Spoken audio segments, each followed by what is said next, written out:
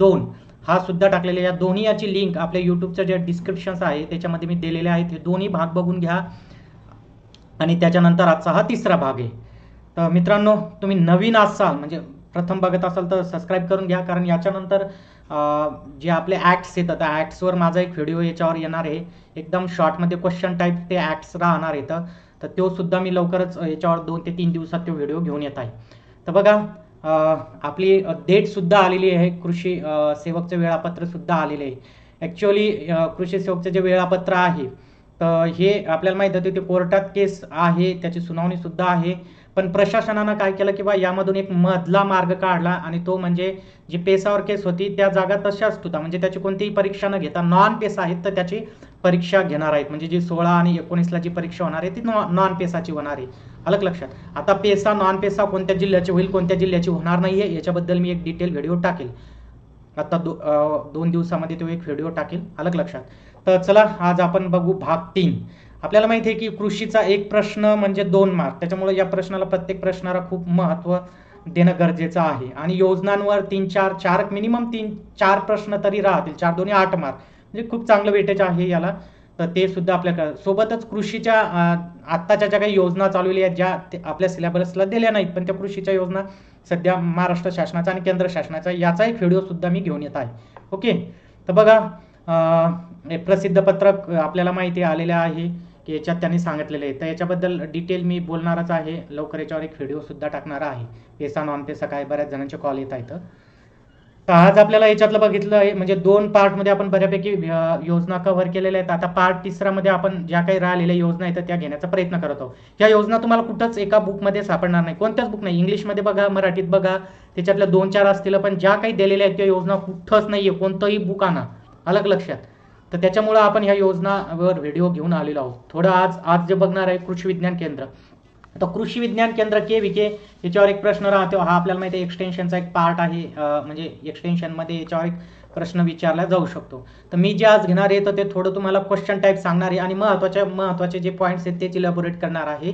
Okay, तर आता KVK, तर KVKचं ओरिजिन म्हणजे याचं उत्पत्ती कशी झालेली आहे याच्याबद्दल आपण थोडक्यात बघू, कारण थोडं डिटेल घेतो, जर क्वेश्चन्स थोडा त्याने फिरून विचारला तर आपल्याला तो सॉल्व्ह करता आला पाहिजेत। तो कसा फिरून विचारतात क्वेश्चन तर आपल्या टेस्ट सिरीज मध्ये मी टाकलेले आहेत तसे क्वेश्चन्स। ओके, तर बघा, KVKची उत्पत्ती ज्याला म्हणू ही कशी झालेली आहे तुम्हाला थोडक्यात सांगायचं तर डॉक्टर DS कोठारी यांच्या अध्यक्षतेखाली आयोग होता, कोणता, डॉक्टर DS कोठारी। आता यांच्या अध्यक्षतेखाली द्वितीय शिक्षण आयोग नेमण्यात आला होता, जो होता 1946 मधला। ओके, तर यांनी काय केलं की यांनी सांगितलं की बा जे काही शाळा सोडलेले आहेत म्हणजे शाळा सोडलेले जे काही व्यक्ती आहेत तर यांना कृषी क्षेत्रात व्यावसायिक शिक्षण देण्यासाठी आणि कृषी पॉलिटेक्निक स्थापन करण्याची शिफारस केली होती। म्हणजे बघा, जो काही डॉक्टर DS कोठारी आयोग आहे, या आयोगाचा संबंध आपल्या KVKशी आहे, अलग लक्षात, या आयोगाचा संबंध KVKशी आहे। मग जर आपल्याला प्रश्न विचारला की खालीलपैकी कोणत्या आयोगानं KVKशी किंवा कृषी पॉलिटेक्निक स्थापना करण्याची शिफारस केली होती किंवा KVK स्थापन करण्याची शिफारस केली होती असंही जरी विचारलं तरी तुम्हाला उत्तर काय द्यायचं, डॉक्टर DS कोठारी। तर हे नोट करा वाटल्यास तुम्हाला, आणि याची PDF सुद्धा मी देत आहे। याच्या पहिल्या 2 पार्टच्या PDF मी ऑलरेडी ज्यांनी आपल्या टेस्ट सिरीज घेतलेल्या आहेत त्यांना दिलेले आहेत, आणि या आजची 3री PDF सुद्धा मी त्यांना अवेलेबल करून देणार आहे, अलग लक्षात। तर कोठारी आयोग जर विचारला आपल्याला तर याच्याशी निगडित आपल्याला ठेवायचं आहे। ओके, दुसरं काय झालं की इथं त्याच्यानंतर की या आयोगानं सांगितल्यानंतर त्यावेळेचे जे काही केंद्रीय शिक्षण मंत्रालय होतं, कृषी मंत्रालय होतं आणि नियोजन आयोग होता, यांनी या गोष्टीवर विचार विनिमय केला आणि कोठारी आयोगाची जी काही यांनी शिफारस सांगितली होती या शिफारसीचा पाठपुरावा केला, आणि हा पाठपुरावा करून आपली जी भारतीय कृषी संशोधन परिषद आहे ज्याला आपण ICR म्हणतो, या ICR ने एक समिती नेमली आणि ती समिती होती डॉक्टर मोहन सिंग मेहता समिती किंवा मेहता समिती जी होती, यांच्या अध्यक्षतेखाली एक समिती नेमली होती। आता जर फादर ऑफ KVK जर म्हटलं तर तुम्हाला सापडेल डॉक्टर मेहता असं सापडेल, किंवा कृषी विज्ञान केंद्राची शिफारस खालीलपैकी कोणत्या समितीने केली, जी कोण नेमलेली होती, भारतीय कृषी संशोधन परिषदेने नेमली, तर तुमचं उत्तर राहील मेहता समिती। 2 प्रश्न इथं बनू शकतात, एक आयोग जर म्हटला म्हणजे शिक्षणाचा KVKची उत्पत्ती कोणत्या आयोगामधून झाली तर त्याचं उत्तर राहील डॉक्टर DS कोठारी। आणि ICRनं म्हणजे KVK साठी कोणती समिती नेमली होती ICRनं, तर तुमचं उत्तर राहील मेहता समिती, डॉक्टर मेहता समिती ही नेमली होती. ओके, हे 2 प्रश्न इथं तुम्हाला बनले. आपल्याला असेच प्रश्न इथं घ्यायचे आहेत तुम्हाला. ओके, किंवा फादर ऑफ KVK कोणाला म्हणतात असं जर म्हटलं तरी डॉक्टर मेहता असं सुद्धा आपण याचं उत्तर देऊ शकतो. ओके, नेक्स्ट थोडीशी ॲडव्हर्टाइजमेंट आहे बघा. आपले हे तर आलेच आहे. सध्या परीक्षाच्या डेट डिक्लेअर झाल्या मित्रांनो. तर काय झालं, इथं टेस्ट सिरीज बऱ्याच भेटतील तुम्हाला, पण आपण काय केलेलं आहे, आपण इथं कॉम्प्रिहेन्सिव्ह टेस्ट सिरीज दिलेल्या आहेत. कॉम्प्रिहेन्सिव्ह म्हणजे जवळपास 6 ते 7 टेस्ट सिरीज ह्या कॉम्प्रिहेन्सिव्ह आहेत. कॉम्प्रिहेन्सिव्ह म्हणजे की पूर्ण ॲग्रिकल्चर, त्याच्यानंतर Marathi, English, GS, math reasoning आणि मॅथ रिझनिंगचं एक्सप्लेनेशन सुद्धा दिलेलं आहे आपण याच्यामध्ये. तर ह्या टेस्ट सॉल्व्ह करा. ॲग्रिकल्चरचा तुम्ही वाचता, आपण कॉम्प्रिहेन्सिव्ह टेस्ट सॉल्व्ह करा, जेणेकरून तुम्हाला वेळेचं व्यवस्थापन करता येईल. प्रश्न IBPS कसे विचारतील त्या टाईपचे मी सध्या प्रश्न टाकलेले आहेत. सध्या आपण जवळपास 8 टेस्ट सिरीज टाकलेले आहेत आणि याच महिन्यामध्ये मी 12च्या 12 टेस्ट सिरीज त्याच्यात अपलोड करून देणार आहे आणि सोबत त्या PDF सुद्धा फ्री देणार आहे. फी सुद्धा कमी आहे, 199 रुपये फी आहे. आणि ग्रामसेवकसाठी जर कोर्स घ्यायचा असेल आणि कृषी सेवकलाही उपयुक्त तो आहे 1070 प्रश्न उत्तर. तर याच्यासाठी काय करायचं आहे, सदार ॲग्री प्लॅटफॉर्म हे ॲप डाउनलोड करायचं. आणि हे जे काही टेक्निकलचे प्रश्न आहेत, तर हे टेक्निकलचे प्रश्न मी 2 लँग्वेजमध्ये दिलेले आहेत, मराठी आणि इंग्लिश. अलग लक्षात, मराठी आणि इंग्लिश दोन्ही याच्यात हे दिलेले आहेत. तर हे कॉम्प्रिहेन्सिव्ह टेस्ट आहेत मित्रांनो याच्यातल्या, आणि काही टेक्निकलच्या टेस्ट आहेत. त्याच्यामुळे कॉम्प्रिहेन्सिव्ह 6, 7, 8 टेस्ट सोडवल्या तरी आपल्याला एक आवाका येऊन जाईल आपला वेळेचा आणि सगळ्याच गोष्टीचा. तर हे तुम्ही ॲप डाउनलोड करून टेस्ट सिरीज परचेस करू शकता. ओके, चला आता आपण आपली सुरुवात करूया योजनासाठी.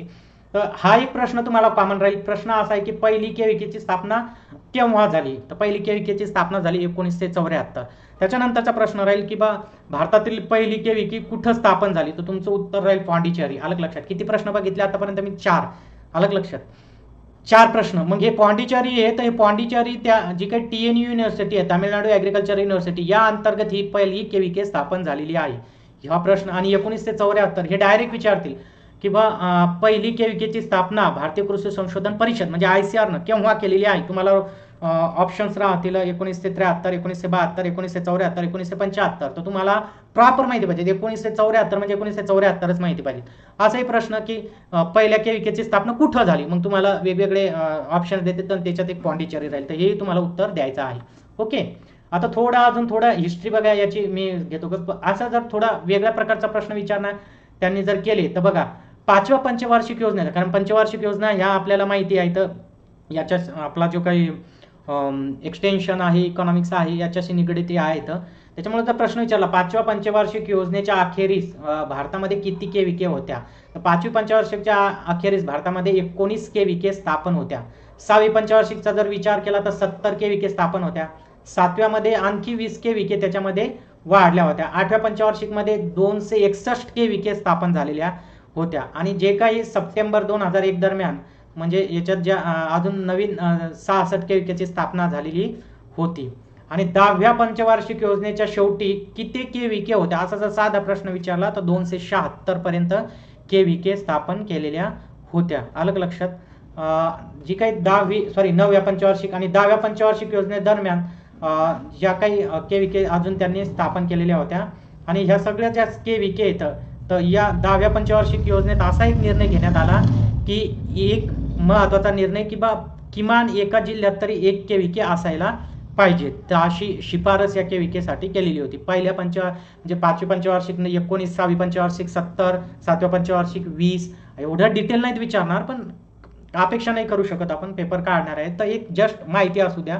आणि 10वी पंचवार्षिक एक योजना लक्षात ठेवायची, कारण 10व्या पंचवार्षिक योजनेत त्यांनी असं सांगितलं होतं की प्रत्येक एका जिल्ह्यात किमान 1 KVK असण्याचा निर्णय कोणत्या पंचवार्षिक योजनेमध्ये घेतला होता, ते 10वी पंचवार्षिक योजनात घेतलेला होता. ओके, आता लेटेस्ट हे झालं जुना. आता लेटेस्ट म्हणजे अजून मला तुमच्याकडून काही अपेक्षा येतं.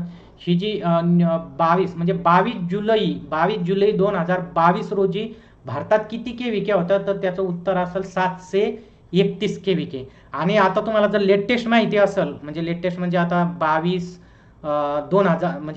जुलै 2023 आता लेटेस्ट किती KVK आहेत, तर ते कमेंट्समध्ये टाका, पण त्याचा रेफरन्स बिन द्या, कारण की मित्रांनो उत्तर चुकायला नको. अलग लक्षात. तर इथं बघा काय असेल तुम्हाला जो प्रश्न विचारतील ना तर तो एखादा डाटा घेऊनच विचारतील. आता जसं की मी इथं सांगितलंय हे PIB ची आहे, म्हणजे हो ऑथेंटिक सोर्स मानला जाऊ शकतो. तर याच्यामध्ये सांगितलं की 22 जुलै 2022 पर्यंत भारतात किती KVK आहेत. तर असं जर KVK किती आहे तर तुम्हाला असा प्रश्न विचारला तर त्याचं उत्तर लिहायचं 731. आणि हा प्रश्न ॲज इट इज विचारू शकतात, अलग लक्षात. कारण एक डेटा माहिती आहे ना, 22 जुलै 2022ला असं सर्व विचार 22 जुलै 2022 पर्यंत भारतात किती KVK येतं तर त्याचं उत्तर राहील 731. म्हणजे हा एक प्रश्न इथं बनलेला आहे. आता ज्या काही 731 KVK येतं तर या बघा, तर याच्यातल्या 38 KVK ज्या आहेत तर या 38 KVK स्टेट गव्हर्नमेंटच्या अंडरमध्ये येतं. 66 KVK ह्या ICR अंतर्गत येतं. आपल्याला माहिती आहे महाराष्ट्रामध्ये सुद्धा 50 KVK आहेत. तर हे 2022च्या याच्यानुसारच सांगत आहो बरं मी, जुलै 2022च्या याच्यानुसार सांगत आहो की महाराष्ट्रामध्ये 50 KVK येतं. तर आपल्याला माहिती आहे KVK ह्या स्टेट गव्हर्नमेंटच्या अंतर असतात, काही ICRच्या अंतर्गत असतात, काही ॲग्रिकल्चर युनिव्हर्सिटीच्या अंतर्गत असतात, काही NGOच्या असतात, अलग लक्षात. तर ह्या वेगवेगळ्या याच्यात ह्या KVK असतात. तर ते सुद्धा मी तुम्हाला इथं डाटा देत आहे. एवढं डिटेल कोणीच घेतलंही नाही, दिलंही नाही, मी तुम्हाला सगळ्या गोष्टी देत आहे. एका मार्कासाठी आपल्याला लढायचं आहे. ओके, तर बघा स्टेट गव्हर्नमेंटच्या ज्या आहेत तर त्या आहेत 38 आणि 66 KVK ह्या ICR इन्स्टिट्यूट जे त्याच्या अंतर्गत येतं. 103 NGO जे काही वेगवेगळे फाउंडेशन्स आहेत, काही NGO आहेत त्याच्या अंतर्गत असतात. तुम्हाला माहिती आहे याची भरती बिन कशी होते तर याच्यावर नियंत्रण ICRचं असते मित्रांनो. पण याचे जे काही रिक्रुटमेंट वगैरे केलं जाते तर ही त्या NGO मार्फतच आपल्याला माहिती आहे, सांगायची गरज नाही याच्यात भरत्या कशा होतात. तर हा मात्र जर ती ICR फंडेड आणि फुल्ली ICR डिवोटेड असेल तर त्याच्यात भरती योग्यच पद्धतीनं होते.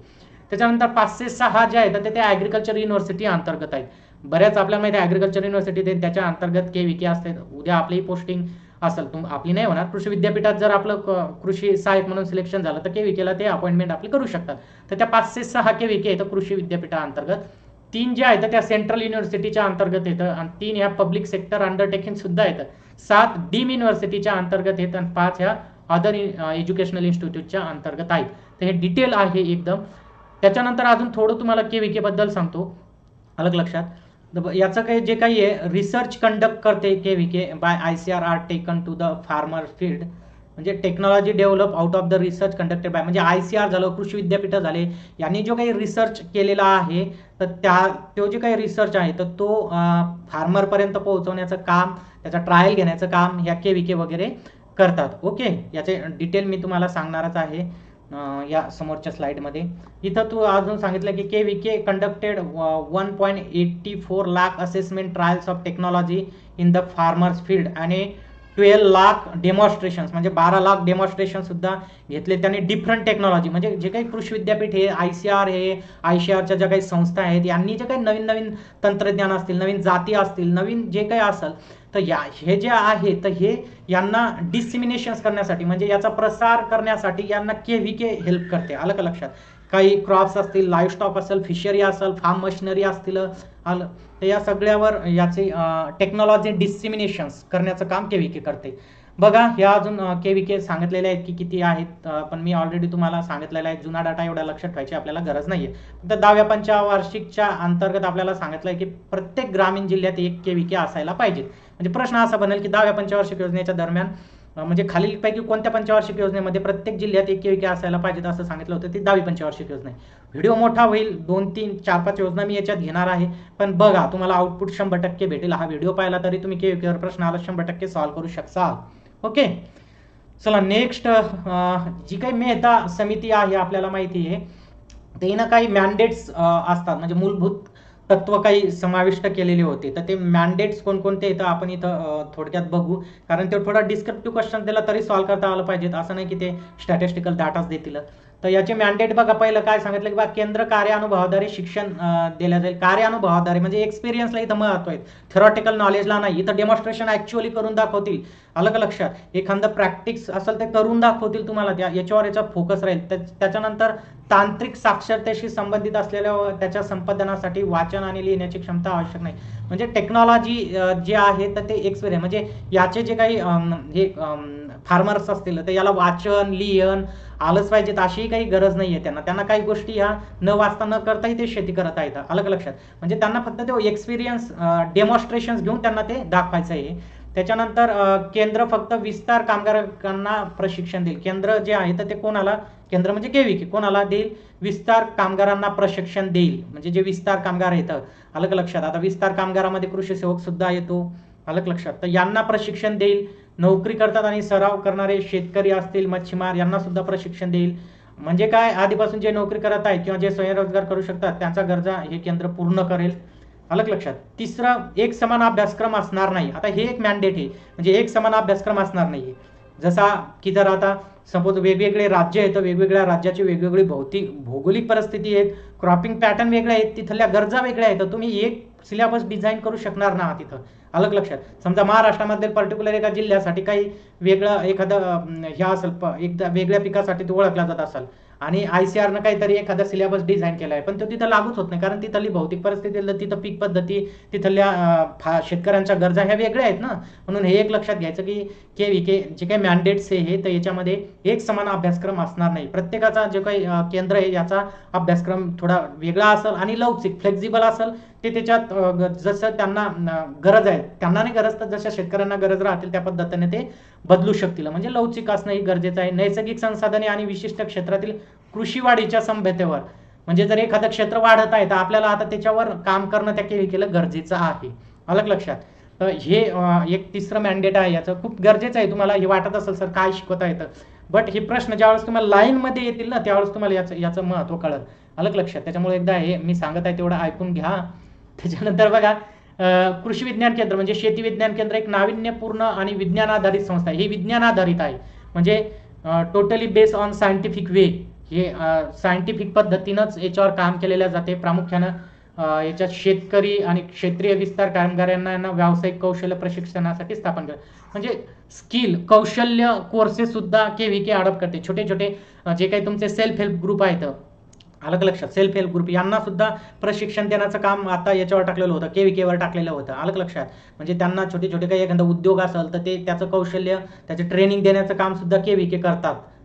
त्याच्यानंतर शेतकऱ्याकडून सुधारित आणि कृषी तंत्रज्ञानाची मागणी वाढल्यामुळे KVK मार्फत कृषी क्षेत्रातील व्यवसायाची व प्रशिक्षणाची संकल्पना आता मोठ्या प्रमाणात वाढली. आता सुधारित तंत्रज्ञानाची वगैरे शेतकऱ्यांची मागणी वाढलेली आहे, त्याच्यामुळे आता व्यावसायिक प्रशिक्षणाची संकल्पना मोठ्या प्रमाणात आली आहे. त्यानंतर शेतकऱ्यांना केवळ तंत्रज्ञानाच्या गुंतागुंतीचे ज्ञान आणि समज आवश्यक नाही आहे, तर उत्तरोत्तर अधिक त्यांच्या शेतात दत्तक घेण्यासाठी विविध जटिल ऑपरेशन, म्हणजे सरळ सांगायचं आहे तुम्हाला, जे काही आपलं थेरॉटिकल नॉलेज आहे पुस्तकाचं, हे न देता त्यांना प्रॅक्टिकली ज्यांना जे समजल अशा भाषेत त्यांना ते नॉलेज द्या, त्यांना प्रशिक्षण द्या, तिथं डेमॉन्स्ट्रेशन द्या, अलग लक्षात.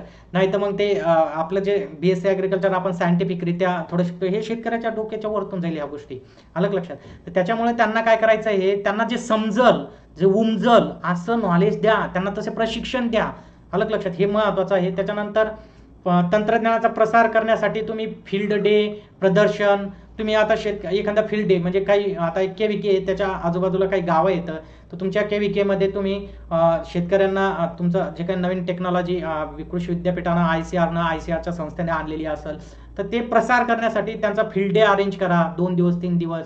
त्याच्यासाठी एक्झिबिशन्स घ्या, कृषी प्रदर्शनं भरवा, किंवा KVK सुद्धा कृषी प्रदर्शनामध्ये पार्टिसिपेट होतात, त्याच्यामार्फत शेतकऱ्यांना माहिती देतात. ओके, तर हे सगळे मॅन्डेट्स आहेत जे खूप गरजेचे होते. आता याचे उद्दिष्ट काय आहे, तर उद्दिष्ट आपल्याला माहिती आहे की याचं काय करायचं आहे आपल्याला, की प्रशिक्षण द्यायचं येतं. म्हणजे शेतकऱ्यांना एकदम शॉर्टमध्ये सांगतोय थेरॉटिकल नॉलेज, की शेतकऱ्यांना प्रशिक्षण द्यायचं आहे, त्यांच्या ज्या गरजा आहेत त्यानुसार त्यांना ते प्रशिक्षण द्यायचं. दुसरं उद्दिष्ट प्रशिक्षण कार्यक्रम आणि पाठपुरवठा विस्तार क्रियाकल्पामध्ये अर्थपूर्ण वापरासाठी जिल्ह्यासाठी सर्व संबंधित शिफारसी पॅकेज संकलित वगैरे करणे. म्हणजे प्रशिक्षण कार्यक्रम, जसं मी सांगितलं तुम्हाला, महिला बचत गट असतात त्यांना प्रशिक्षण द्या, अलग लक्षात. त्यांचा ज्या काही गोष्टी असतील, काही ऑपरेशन्स असतील, त्यांच्यासाठी त्यांना पाठपुरावा करा. हे सगळे उद्दिष्ट आहे. त्याच्यानंतर संसाधन गरीब विभागांना प्राधान्य देऊन लक्ष गट, म्हणजे जे काही पुअर आहेत तर यांना टार्गेट करायचं आहे. म्हणजे जसं महिला वुमन एम्पॉवरमेंट, महिलाचं सबलीकरण करण्यासाठी ज्या बचत गटात ज्या महिला आहेत तर त्या, म्हणजे जे टार्गेट राहणार आहे त्यांचं, हे जे काही पुअर गरीब आहेत यांना टार्गेटेड होतील. त्याच्यानंतर तरुण पिढी, याच्यामध्ये अजून वैज्ञानिक वृत्ती आणि कृषी संबंधित विज्ञानाबद्दल प्रयोगशील वैयक्तिक गट असतील, काही प्रकल्प असतील, शेतीत त्यांना जे काही तरुण असतील यांना एक काय म्हणू आपण, शेतीत त्यांना एक उत्साह निर्माण व्हावा यासाठी त्यांना प्रशिक्षण देण्या, फार्म सायन्स क्लब आयोजित करणं, हे नवीन तरुण पिढीसाठी हे कामं सुद्धा यांना करायचं आहे. प्रशिक्षणार्थ्यांना कामाचा अनुभव द्यायचा, नवीन माहिती द्यायची आणि त्यांना एक आर्थिक स्थैर्यता कसं प्राप्त होईल याच्यासाठी सुद्धा आपल्याला फोकस करायचा आहे एकेविकेला. त्याच्यानंतर उच्च माध्यमिक शाळांमधील जे काही व्यावसायिक शेतीच्या शिक्षकांना आणि विद्यार्थ्यांना केंद्रातील व्यावहारिक प्रशिक्षण उपलब्ध करून दिले, हे सुद्धा आहे. म्हणजे माध्यमिक शाळांमधील काही व्होकेशनल कोर्सेस येतात, तुम्हाला माहिती आहे आपल्या ॲग्रिकल्चरचे सुद्धा काही 11वी-12वीला व्होकेशनल कोर्सेस येतात. तर या व्होकेशनल कोर्सेसचे जे काही शिक्षक येतात तर यांना सुद्धा व्यावसायिक ट्रेनिंग तिथं तुम्हाला देऊ शकता तुम्ही, किंवा तिथं जे काही विद्यार्थी असतात त्यांना सुद्धा तुम्ही ट्रेनिंग देऊ शकता. हेही काम एक त्याच्यात आहे. आपल्याला कदाचित वाटेल की यार उच्च माध्यमिक म्हणून आपण हा पॉईंट याला असं जे वगळतो, पण नाही, हे गोष्टी लक्षात घ्या. घर बनवणे, पोषण शिक्षणासाठी परिसरात अतिरिक्त शिक्षण देणे, ह्या गोष्टी सुद्धा याच्यात आलेल्या आहेत. ओके, हे आहेत. नेक्स्ट आहे आपला जे महत्त्वाचा म्हणजे राष्ट्रीय कृषी संशोधन प्रकल्प. यालाच आपण म्हटलेलं आहे की नॅशनल ॲग्रिकल्चर रिसर्च प्रोजेक्ट. तर आता यालाच म्हणतात आपण राष्ट्रीय कृषी संशोधन प्रकल्प. आता हे जे काही राष्ट्रीय कृषी संशोधन प्रकल्प आहे, ज्याला की NARP म्हणतात, तर हा भारतीय कृषी संशोधन परिषदेने तयार केला. मग तुम्हाला साधा प्रश्न राहील, राष्ट्रीय कृषी संशोधन प्रकल्प कोणी तयार केलेला आहे? तर वेगवेगळ्या संस्था देतील, म्हणजे ICAR निगडीतच काही संस्था देतील. तर तुम्हाला उत्तर मारायचं ICAR म्हणजे भारतीय कृषी संशोधन परिषद, म्हणजे Indian council of agriculture research यांनी तयार केला आहे. पहिला प्रश्न इथं बनेल. ओके, दुसरा की राज्य कृषी विद्यापीठ आहे प्रादेशिक, मग याचा उद्देश काय, म्हणजे ह्यो राष्ट्रीय कृषी संशोधन प्रकल्प याचा उद्देश काय? तर ज्यांचा उद्देश आहे की राज्यातील जे काही कृषी विद्यापीठ येतं, अलग लक्षात, तर यांचा प्रादेशिक संशोधन क्षमता मजबूत करण्यासाठी तुम्हाला याच्यात राहील किंवा राष्ट्रीय कृषी संशोधन प्रकल्पाचा मुख्य उद्देश काय. तर त्याच्यात जर ही लाईन असली, त्याच्यामध्ये कोणती, प्रादेशिक संशोधन क्षमता मजबूत करणे, ही जर लाईन असेल, त्याच्यामध्ये स्टेटमेंट असेल, तर तुम्हाला ते क्लिक करायचं आहे. बघा, दुसरा प्रश्न इथं बनणार आहे, प्रादेशिक संशोधन क्षमता मजबूत करण्यासाठी. ओके, म्हणजे कोणाच्या सहाय्याने चालू करण्यात आलेलं आहे? तर हे करण्यात आलेले आहे तर international development association, international bank for reconstruction and development, ज्याला IBRD म्हणतो, याच्याशी संलग्न संस्थेने याच्यासाठी सहाय्य प्रदान केलं. म्हणजे जी काही आपली जागतिक बँक आहे, या जागतिक बँकेचे जे अंग आहेत, अलग लक्षात, IDA झालं, IBRD झालं, याचे जे अंग आहेत, तर यांनी याला मदत केलेली आहे, म्हणजे सहाय्य केलेलं आहे. तर आपला उद्देश काय राष्ट्रीय संशोधन प्रकल्पाचा, की प्रादेशिक संशोधन क्षमता मजबूत करायची आहे आपल्याला, हा उद्देश आहे मित्रांनो त्याचा, अलग लक्षात. नेक्स्ट, ही केव्हा सुरू झाली? तर तुमच्यात लक्षात येईल की डिसेंबर 1978 मध्ये या संदर्भात हा करार झाला. केव्हा झाला? तर डिसेंबर 1978. राष्ट्रीय कृषी संशोधन प्रकल्पचा जो करार आहे, म्हणजे जो एक करार आहे, जो IDA आणि IBRD सोबत आपण केला, तो केव्हा झाला? तर डिसेंबर 1978. इथेही तुम्हाला प्रश्न विचारला जाईल. हा प्रकल्प ICAR द्वारे प्रकल्प निधी समिती, आता ICAR द्वारे, पण ICAR ची एक प्रकल्प निधी समिती याद्वारे प्रशासित केला जातो. म्हणजे याच्यावर सगळं प्रशासनाचं नियंत्रण कोण असते, किती फंड वगैरे काय आलेला, किती हे व्हायला पाहिजे, तर ती प्रकल्प निधी समिती आहे ICAR अंतर्गत, ती हे करते.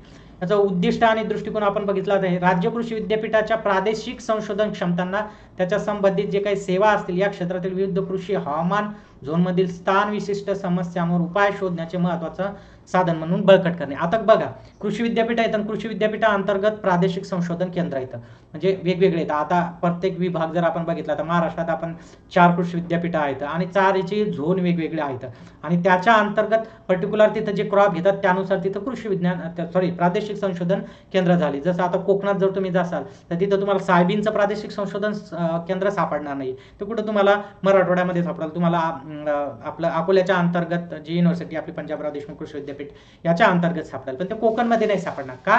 कारण तिथलं क्षेत्र जे आहे, तिथलं हवामान आहे, त्या हवामानानुसार जे पिकं येतात त्यांच्यासाठीच ते केलेलं आहे. ओके, त्याच्यामुळे हे आपल्याला प्रादेशिक संशोधन जे काही संशोधन आहेत, त्या क्षमता आहेत त्यांच्या संबंधित, तर त्याच्या ज्या काही सेवा असतील त्यांच्या, तर त्यांना प्रमोट करणं, अलग लक्षात, त्यांना प्रमोट करणं, त्यांच्या ज्या समस्या आहेत त्याच्यावर उपाय शोधणं, आणि तिथं त्या संशोधन प्रकल्पांना काय करायचं आहे, प्रमोट करायचं आहे, जेणेकरून ते संशोधन करतील.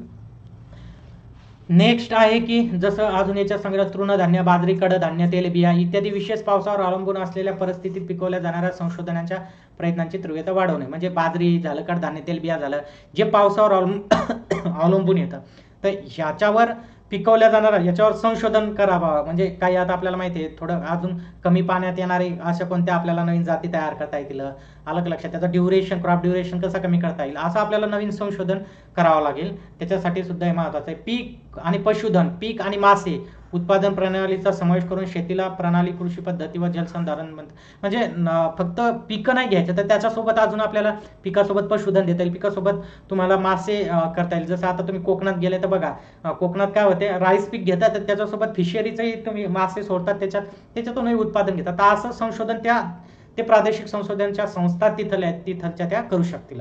ओके. नेक्स्ट, नैसर्गिक संसाधने आणि पर्यावरण संभाव्यतेचा अधिक कार्यक्षम उपयोग करणे. म्हणजे जे काही नैसर्गिक संसाधने आहेत, जे काही आपले वेगवेगळे वाटर वगैरे हे असतील तर यांचा प्लस पर्यावरणीय संभाव्यतेचा म्हणजे पर्यावरणाचा विचार करून अधिक कार्यक्षम करणे. तर हे याचे उद्दिष्ट आहेत मित्रांनो. ओके.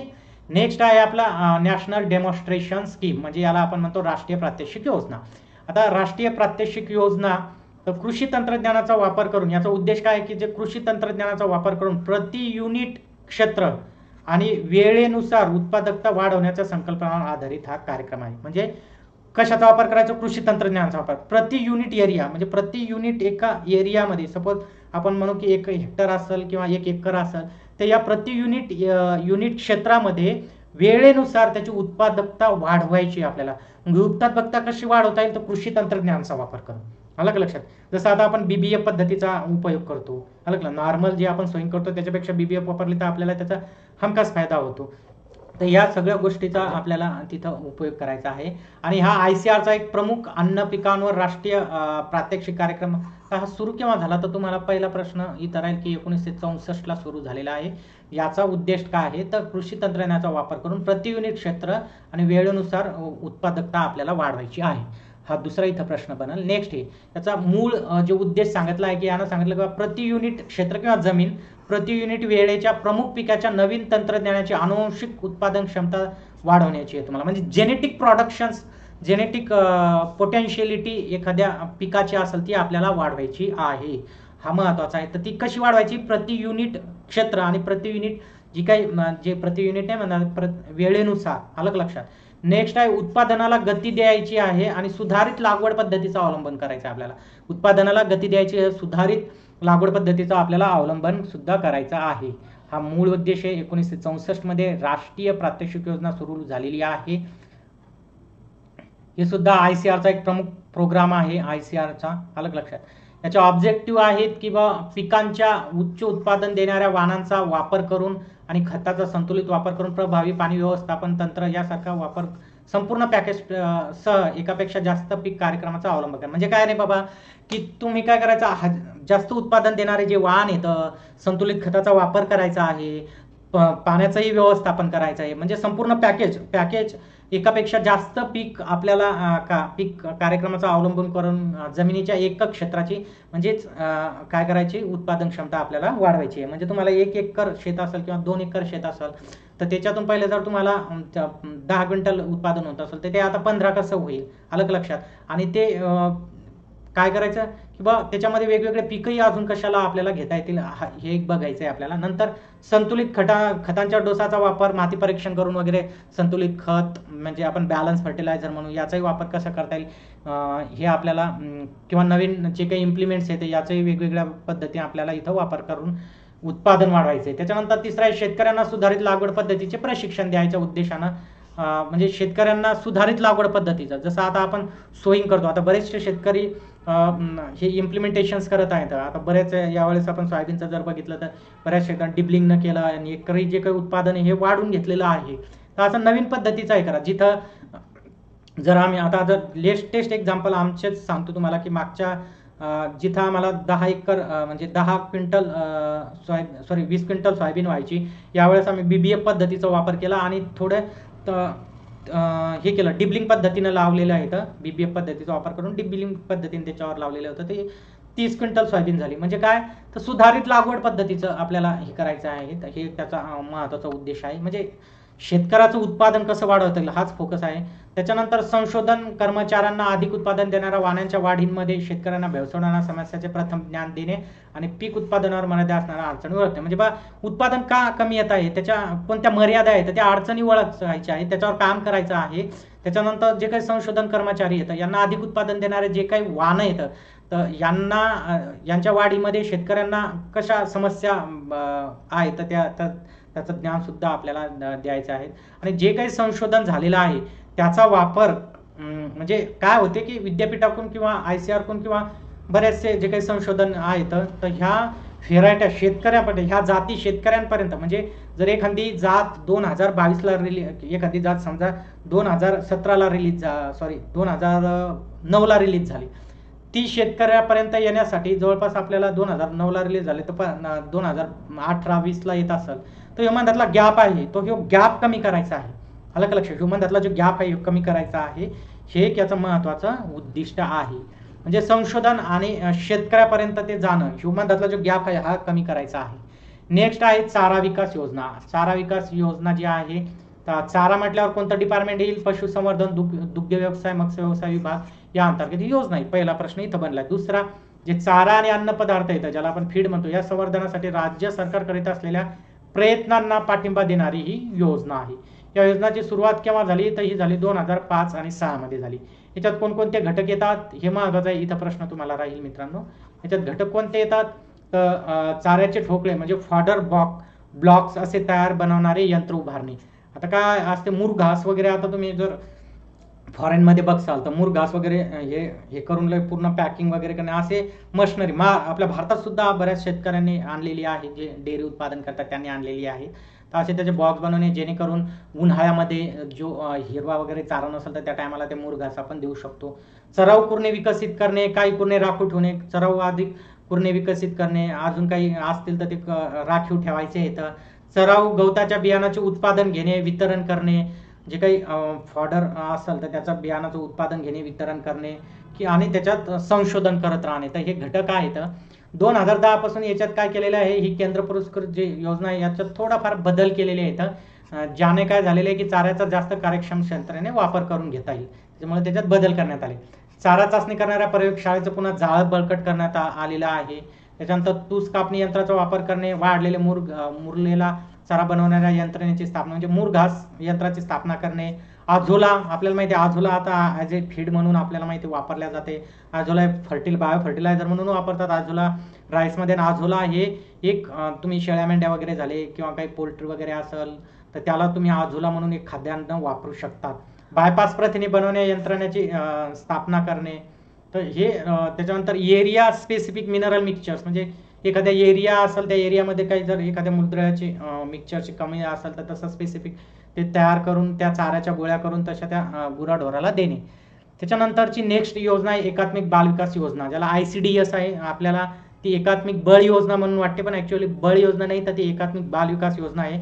या योजनेची सुरुवात झालेली आहे 1975 मध्ये आणि ही योजना जी आहे हे महत्त्वाचं ठेवा की या योजनेची सुरुवात 1975 मध्ये झाली.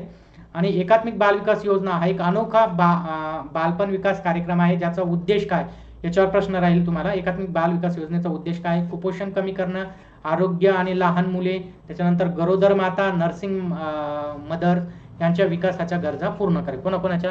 एक तर कुपोषण कमी करायचं आहे, आरोग्य, लहान मुलांचं, गरोदर मातांचं, ज्या नर्सिंग माता यांच्या विकासाच्या गरजा पूर्ण करायच्या आहेत. नेक्स्ट याच्यामध्ये 4 घटक येतात ICDS मध्ये. 4 घटकामध्ये early childhood care education development, त्याच्यानंतर एक काळजी आणि पोषण समुपदेशन येते, आरोग्य सेवा ऐकतात आणि समुदाय एकत्रीकरण, जागृता, समर्थन, माहिती, शिक्षण. म्हणजे जी काही कम्युनिटी आहे तर त्याला अवेअर करणे, त्याला प्रोत्साहन देणे, त्यांना माहिती देणे, त्यांना शिक्षण देणे, कम्युनिकेशन्स करणे, तिथं आरोग्य सेवा पोहोचवणे, त्यांचं काळजी घेणे, पोषण समुपदेशन्स करणे की बा लहान मुलाला बाळाला कसं पोषण दिलं पाहिजे, कोणता आहार त्याला कोणकोणत्या महिन्यात दिला गेला पाहिजे. हे 4 घटक या ICDS मध्ये येतात, हे आपल्याला लक्षात ठेवायचं आहे. त्याच्यानंतर ही जी काही ICDS आहे ही सेंट्रली स्पॉन्सर आहे म्हणजे केंद्र शासनाची स्कीम आहे ही. आणि ही कोणामार्फत लॉन्च केली म्हणजे कोणत्या मंत्रालयात अंतर्गत येते तर ministry of woman and child development, महिला व बाल विकास मंत्रालय आहे त्याच्या अंतर्गत ही येते. आणि ही अंगणवाडी सर्व्हिसेसच्या अंतर्गत आपल्याला येते. ही जी आहे तर ही याच्यात पर्सेंटेज कोणाचं आहे म्हणजे राज्याचा आणि केंद्राचं काय पर्सेंटेज आहे मित्रांनो. तर जर आपण विचार केला 60-40 आहे, कुठं 50-50 आहे. पण जर इकडले पूर्वकडले स्टेट बघितले म्हणजे नॉर्थ ईस्ट स्टेट बघितले आपण 7 सिस्टर, तर त्याच्यात 90-10 येते आणि युनियन टेरिजमध्ये 100% केंद्र शासनच, कारण ते केंद्र शासनाच्या अंतर्गतच असतात युनियन टेरिटरीज, त्याच्यामुळे तिथं 100% केंद्र शासनच फंडिंग करते. पण जे 7 सिस्टर येतं तर याच्या 7 सिस्टर म्हणजे आपल्या इकडं मेघालय, नागालँड वगैरे, सिक्कीम वगैरे इकडले जे काही 7 सिस्टर म्हणतो, इकडं 90-10 असा त्याचा रेशो आहे. आणि जर आपल्या स्टेट जर बघितलं तर स्टेटमध्ये येते 60-40. तर अशा पद्धतीने आजच्या ह्या योजना आहेत मित्रांनो. तुम्ही एकदाही ह्या असा बघितला व्हिडिओ तर 100% तुम्हाला याचा फायदा होईल. आणि टेस्ट सिरीजसाठी तुम्ही ॲप डाउनलोड करा आणि तिथून टेस्ट सिरीज परचेस करा. तर आज आपण इथं थांबू, लवकरच आपला दुसरा व्हिडिओ घेऊन येत आहोत आणि तो म्हणजे कृषी कायद्यावर.